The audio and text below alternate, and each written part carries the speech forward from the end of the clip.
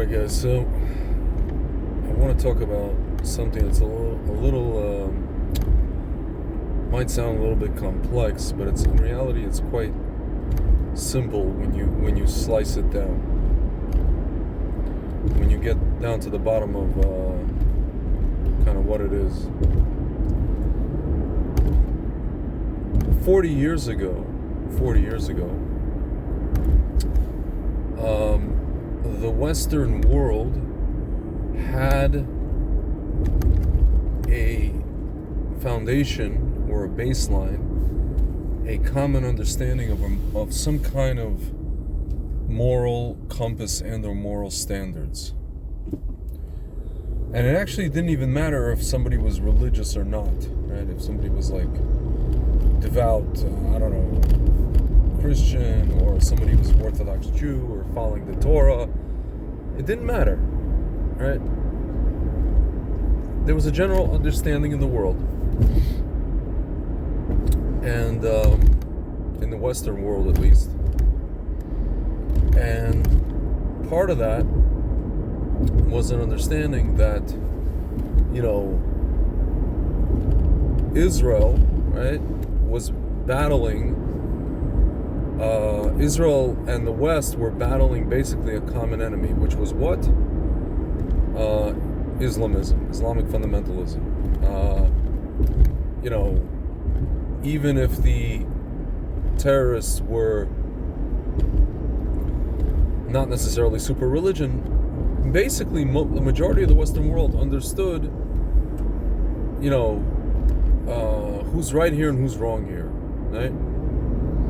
Not only they understood that, they understood that the land of Israel belongs to Jewish people. Whether or not it's this and it's that, which part, that was already like a discussion, right? Part of it was our own fault for, when we won the war in 1967, Israel won the war, we didn't annex certain parts. We didn't do what the Arabs basically expected us to do, so then the Western world was able to start that conversation. Oh, maybe these people can live with you, maybe you guys can live with them together, all this kind of stuff. But aside from that, nobody really questioned the legitimacy of the Jewish people in the land of Israel. Nobody ever questioned that. Nobody on campus, nobody anywhere really, except for like a handful of, crazy fringe commies, right, somewhere, in a hole somewhere, and the Arabs themselves. And even then, most of them understood that Israel belongs to Jewish people. It's interesting, guys, today you see that it's literally a question of, you look around and you see whoever is connected to biblical and the Torah principles are going to be the ones, and again, you don't have to be religious, are going to be the ones that support Israel. And whoever is not connected, or who is connected to Islam, are going to band together with people who are not connected to anything, who are against, the Bible, right? Which is ironic. And they're going to come and say, well, Israel doesn't belong to the Jews. You guys are imposters. You guys are, thieves. All this kind of stuff, right? My friends, right now I just stated to you in the last 4 minutes plus something that's quite obvious, right? But here's what's not obvious, guys.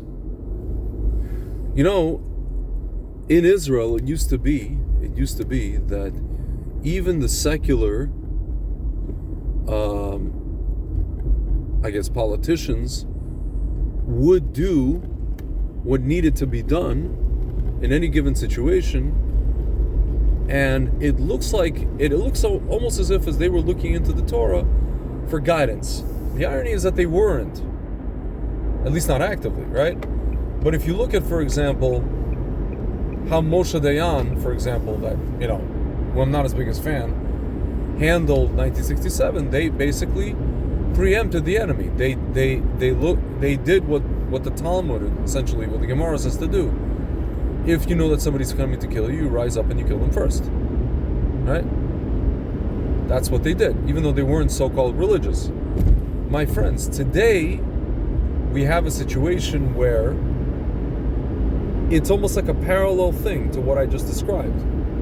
It's a parallel thing to what's going on in the Western world. In Israel, you have,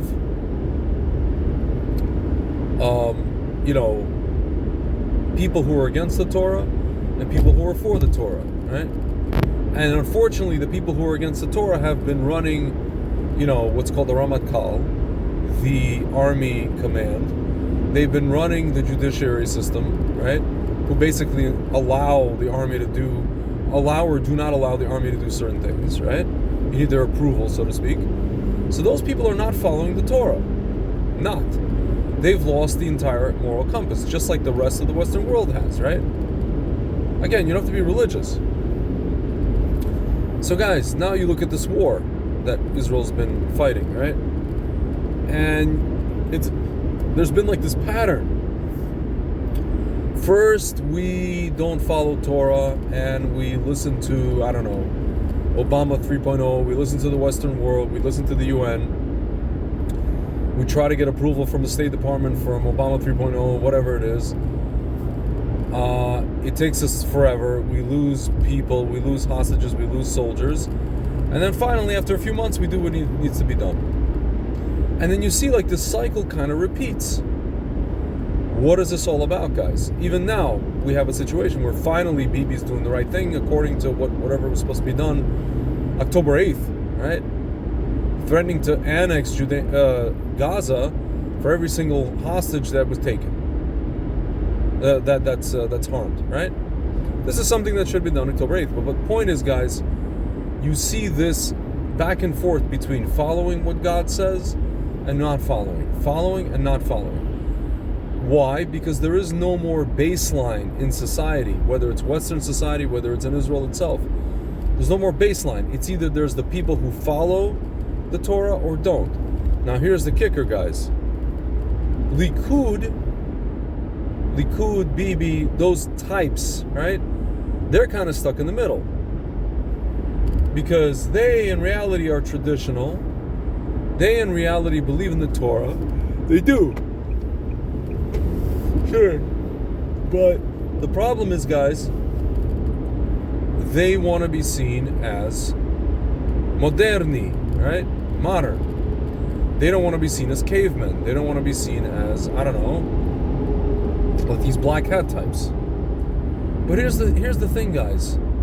A majority of Jews you speak to today, even if they're left-wing, even if they're this, even if they're that, have all been saying the same thing. Or left of center, let's say, slightly left center. They've been saying the same thing. Why is Israel not taking care of business? Why is Israel waiting? Why is Israel looking for the approval of somebody in America? Doesn't matter who it is. Why is all of this stuff happening? Why are we only finally just now doing what we were supposed to do a year and a half ago? Right?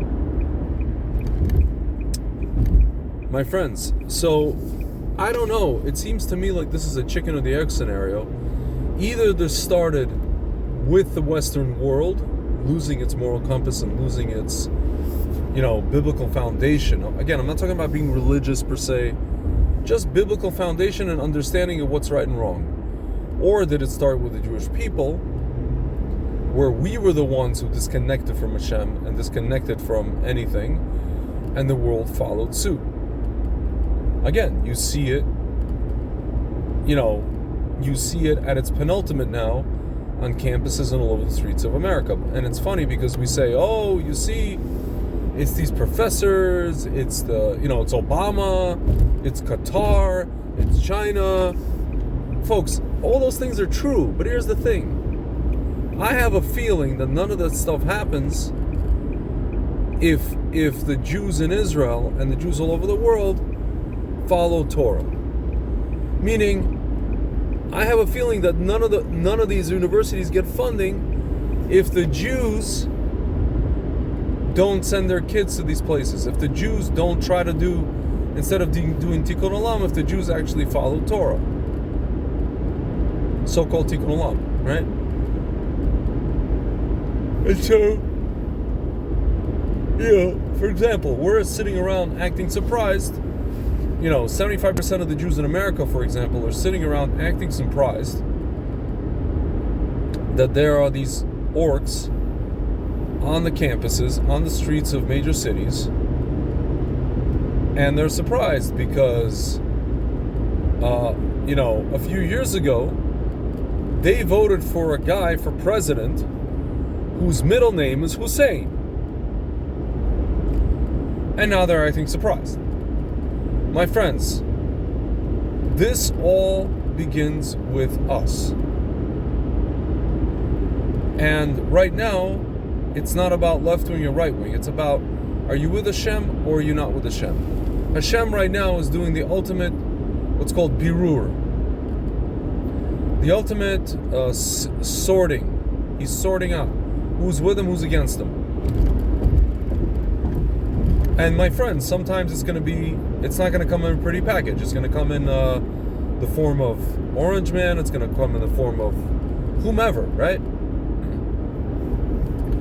Who is with Hashem and who's against Hashem. If you're against Israel, we know what side you're on, right? It's just that simple.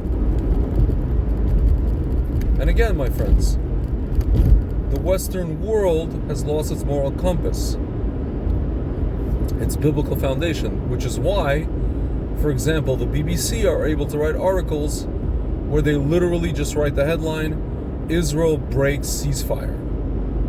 And Israel is, indiscriminately killing and bombing people and babies and children. They wake up and their chief joy is to bomb babies and children and women. My friends, the only way any Western country, any journalist in any Western country is able to write that is if he himself doesn't have God.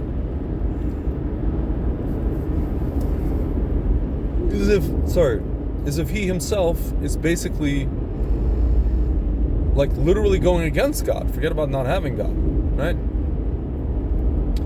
But my friends, what is Hashem doing? Hashem is creating this stark contrast. He's creating a stark contrast with the people who are with him and the people who are against him, as you could clearly see, with the campuses and all the rest of it, and the streets.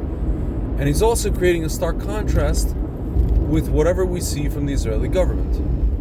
You can literally see, it's almost like Hashem is saying, here's what happens when you follow me, what I say, here's what happens when you don't follow what I say. When you follow what General so-and-so says, right?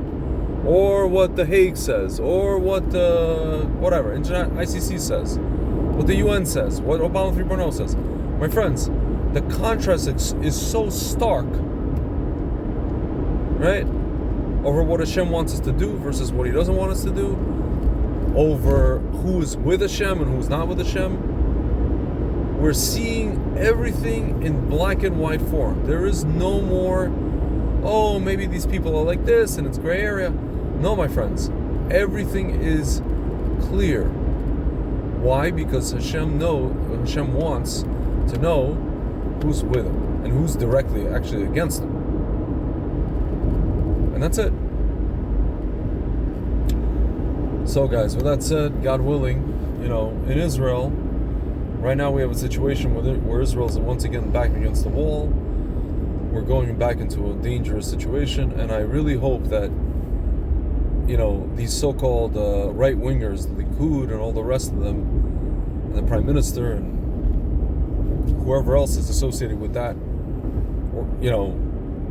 organization, with that what's called Hashkafa, philosophy, will realize that, hey, maybe it pays to follow God and maybe it pays to follow Torah. Especially since the entire world completely lost its moral compass. Alright guys, that's enough for me, and talk to you soon.